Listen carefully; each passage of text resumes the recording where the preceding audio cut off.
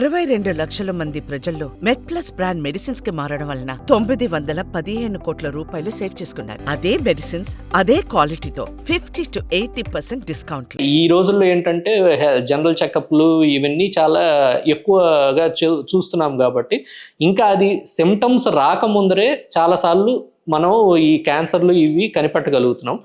మామూలుగా అయితే bladder cancer అనే దానికి మోస్ట్ ఇంపార్టెంట్ సిమ్టమ్ ఏంటంటే పెయిన్లెస్ హెమచూరియా. అంటే ఒక మనిషి యూరిన్కి వెళ్తున్నప్పుడు నొప్పి లేకుండా అతనికి కనపడేటట్టు గ్రాస్గా హెమచూరియా, బ్లడ్ ఇన్ యూరిన్ అనేది వస్తుంది. యూరిన్లో బ్లడ్ కనపడటము, నొప్పి లేకుండా రావటము.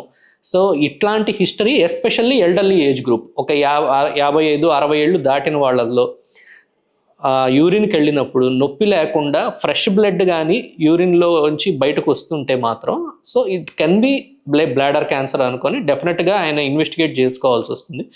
అది most common symptomatology for a bladder cancer.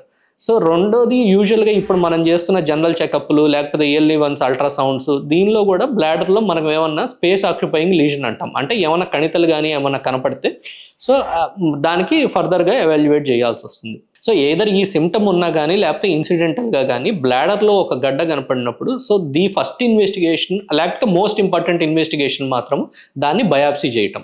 So దాన్ని బయాప్సీ చేయటం ద్వారా మనకి అది ఫస్ట్ ఆఫ్ ఆల్ అది క్యాన్సర్ గడ్డ కాదా, క్యాన్సర్ గడ్డ అయితే ముఖ్యంగా 2 భాగాల్లో దాన్ని విభజించాలి. ఒకటి మజిల్ ఇన్వేజివ్ అని, ఒకటి నాన్ మజిల్ ఇన్వేజివ్ అని.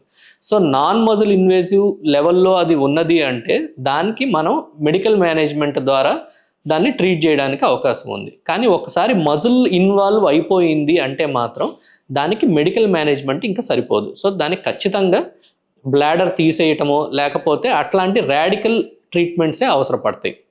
సో ఈ ఎవాల్యుయేషన్లో దానికి కావాల్సిన సిటీ స్కాన్లు, పెట్ సిటీలు ఇవన్నీ కూడా చేయాల్సి వస్తుంది. కానీ మోస్ట్ ఇంపార్టెంట్ థింగ్ వీటిల్లో మాత్రం బయాప్సీ తర్వాత అది మజిల్ ఇన్వేజివా నాన్ మజిల్ ఇన్వేజివా దాన్ని బట్టి ఫర్దర్ మేనేజ్మెంట్.